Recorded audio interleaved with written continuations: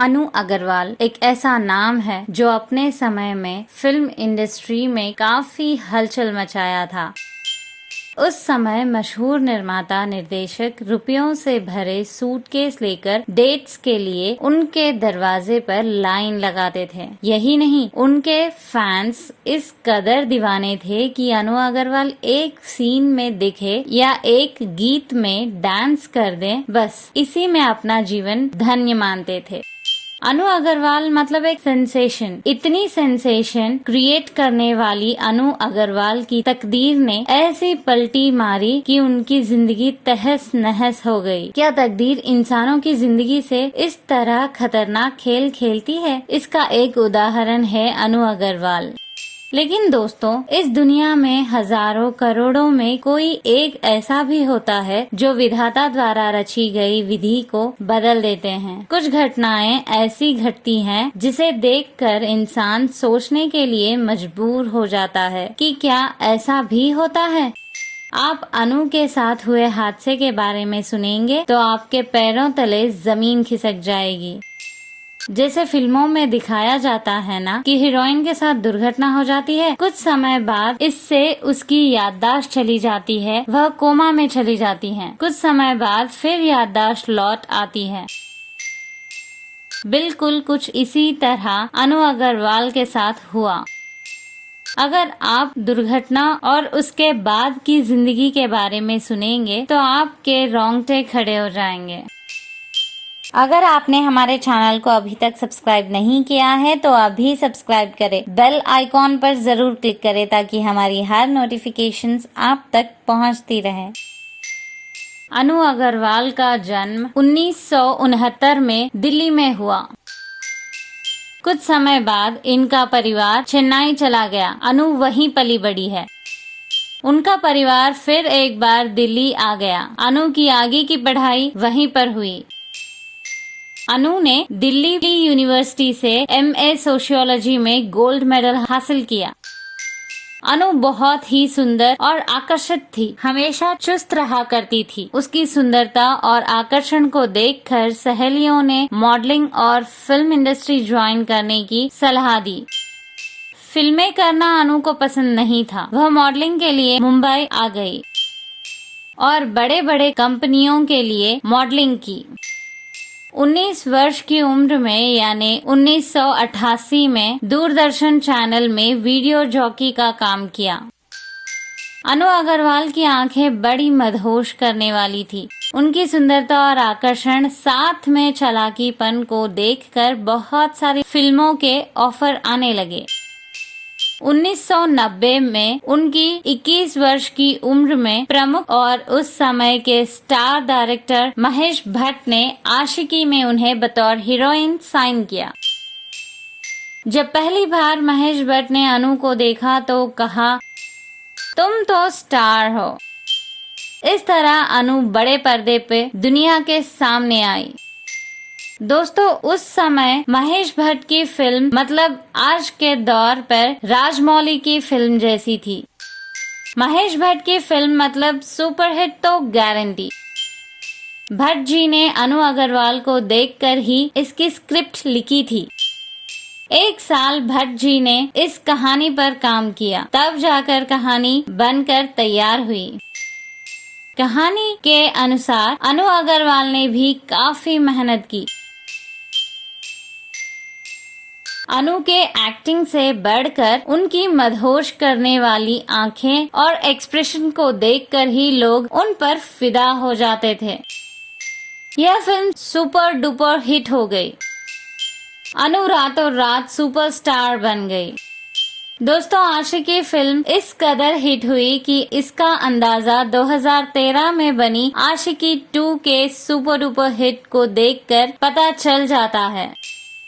आशिकी के हिट होते ही कई सारे फिल्मों के ऑफर आने लगे, लेकिन अनु जल्दबाजी करने वालों में से नहीं थी। उसने सोचा कि कुछ दिन फॉरेन ट्रिप एंजॉय करूंगी, इससे कुछ नयापन आएगा, फिर नई फिल्में करूंगी। यही सोचकर वह फॉरेन ट्रिप चले गई। कुछ समय बाद तरोताजा होकर अनु अग्रवाल इंडिया वापस आई। यह पता लगते ही फिर निर्माता निर्देशकों की लाइन लग गई। निर्माता अपनी फिल्म के लिए डेट्स चाहते थे। निर्माता उस समय में करोड़ों रुपए देने को तैयार थे। अगर कहानी पसंद नहीं आई तो वे उसमें बदलाव करने के लिए भी तैयार थे। प्रमुख निर्माता निर्देशक तो अनु के पास कोई कहानी हो तो उस पर भी फिल्म बनाने के लिए तैयार थे। सिर्फ एक फिल्म आशिकी से उनके करोड़ों फैंस बन चुके थे। पब्लिक में उनका बहुत क्रेज था। लेकिन अनु अग्रवाल किसी भी कहानी पर कमिट नहीं हुई। वह साल में सिर्फ एक फिल्म करना चाहती थी। दोस्तों 1992 में अनु अग्रवाल ने गजब तमाशा फिल्म में काम किया। 1993 में मणिरत्नम की तमिल फिल्म की तेलुगु फिल्म दोंगा दोंगा में काम किया। इस फिल्म में एक गीत कोंचम नीरू कोंचम निप्पू उन्नाई नालो के गीत में अनु ने नृत्य किया। ये गीत आज भी दर्शकों के दिल पर राज करता है।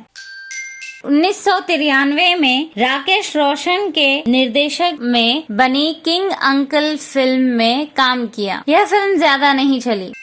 दोस्तों अनु अग्रवाल अपने फैंस को निराश करना नहीं चाहती थी। वह अपने फैंस को और ज्यादा मदहोश करना चाहती थी। 1994 में द क्लाउड डोर एक इंडो जर्मन फिल्म में काम किया। इस फिल्म के निर्देशक एक इंडियन ही नहीं तेलुगु से संबंध रखने वाले मणिकौल थे। इस फिल्म में अनु अग्रवाल का रोल पूरी तरह से बोल्ड था। शर्म नाम की चीज के लिए इस फिल्म में कोई स्थान नहीं था। इस फिल्म में अनु ने पूरी तरह से नग्न होकर काम किया। इस फिल्म को कैन्स चित्रोत्सव में प्रदर्शित किया गया। दोस्तों उस समय टेक्नोलॉजी इतनी विकसित नहीं थी। इस फिल्म को लोग चोरी से वीसीआर में कैसेट लगाकर देखा करते थे। यह फिल्म सुपरहिट हुई। इंटरनेशनल स्टार डायरेक्टर भी इनके घर के दरवाजे पर लाइन लगाकर खड़े हो गए। इसी तरह करीब 10 साल तक अनु ने कुछ फिल्में की। इन फिल्मों से वह संतुष्ट नहीं थी। अनु कुछ नयापन चाहती थी। दोस्तों तब अनु यह सोचने लगी कि कुछ समय हिमालय या किसी आश्रम में बिताऊं। रजनीकांत जैसे हीरो यह सोच रखते थे, लेकिन ऐसी सोच उस जमाने में अनु अग्रवाल रखती थी। दोस्तों यहाँ तक तो सब ठीक चल रहा था। 1999 में ठीक उनके 30 साल की उम्र में तकदीर ने ऐसा पासा पलटा कि अनु अग्रवाल ही नहीं रही। वह बम्बई में कार से कहीं जा रही थी। उस कार का एक्सीडेंट हो गया। वह दुर्घटना इतनी खतरनाक थी कि उसे दुर्घटना शब्द भी कम पड़ता था। कार की हालत ऐसी थी, अगर कोई उसे देखे तो वह बिल्कुल यह नहीं मानेगा कि वह एक कार थी। अंदर अनु एक मांस के बड़े टुकड़े की तरह पड़ी थी। सबने समझा कि अनु अब नहीं रही, पर अस्पताल ले जाने पर पता चला कि आखिरी सांसें चल रही थी। अनु के चेहरे पर अनगिनत कांच के टुकड़े धंस चुके थे। सिर से पैर तक 29 जगह की हड्डियां टूट चुकी थी। सबसे खतरनाक बात यह थी कि सिर पर भारी चोट लगने से वह कोमा में चली गई थी। डॉक्टरों ने काफी मेहनत से उनके शरीर के अनगिनत ऑपरेशन किए। ऐसा लगता था उनके शरीर के हर हिस्से को दूसरे हिस्से से सुई धागे से सी कर जोड़ा गया हो। अनगिनत दवाइयों का सेवन करना पड़ा। तब जाकर 1 महीने बाद वह कोमा से बाहर निकली। वह आईने में अपने आप को भी पहचान नहीं पाई। चेहरा बहुत ही डरावना हो गया था। याददाश्त भी चली गई थी। परिवार और डॉक्टरों ने उन्हें काफी याद दिलाने की कोशिश की, फिर भी उन्हें कुछ याद नहीं आया। दोस्तों पूरे बॉलीवुड पर हुकूमत चला सकने वाली अनु अग्रवाल का करियर सिर्फ 10 साल में खत्म हो गया। सुंदरता और आकर्षण चला गया। अभी भी उनके शरीर में कई स्टील के रॉड लगे हुए हैं। दवाइयों के साइड इफेक्ट्स भी बहुत थे। इस वजह से दोस्तों उनका दाहिना हाथ सुन्न हो गया था। फिर धीरे धीरे याददाश्त लौट आई। अनु सभी काम अपने बाएं हाथ से करने लगी। 2006 यानी इन 7 वर्षों में उनका जीवन एक नरक की तरह या फिर कह सकते हैं कि नरक से भी बदतर जीवन गुजरा। फिर भी दोस्तों अनु अग्रवाल ने हार नहीं मानी। इसके बाद उनका ध्यान योगा की तरफ गया। सबसे पहले योगा से अपने जीवन के मानसिक तनाव को दूर किया। इसी योगा वैद्यों से अपना इलाज किया। अपने शरीर से लड़ते हुए योगासन करती थी। बीती जिंदगी को याद कर वर्तमान जिंदगी को आगे बढ़ाया। धीरे धीरे दायां हाथ भी काम करने लगा। अनु अग्रवाल में बहुत बदलाव आ गया।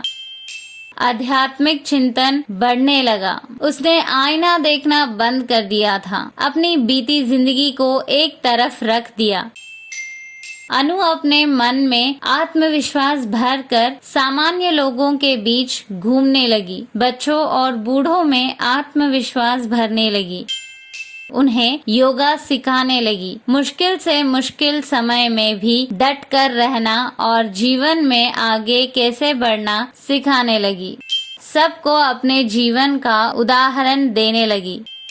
इस तरह अनु अग्रवाल पूरी तरह से ठीक हो गई। दोस्तों उनके चेहरे पर सुंदरता और आकर्षण का नामो निशान भी नहीं है, लेकिन आत्मविश्वास से भरा दिल जरूर है। 2015 में अनु अग्रवाल ने अपनी आत्मकथा लिखी। उसके शीर्षक का हिंदी अनुवाद है मौत के मुंह से पुनः आगमन। इस आत्मकथा में अनु ने बताया कि वह अपने इस नए जीवन के लिए अपने आप से कई लड़ाइयाँ लड़ी हैं। हिम्मत, साहस और ताकत के लिए उन्हें वजन भी उठाना पड़ा।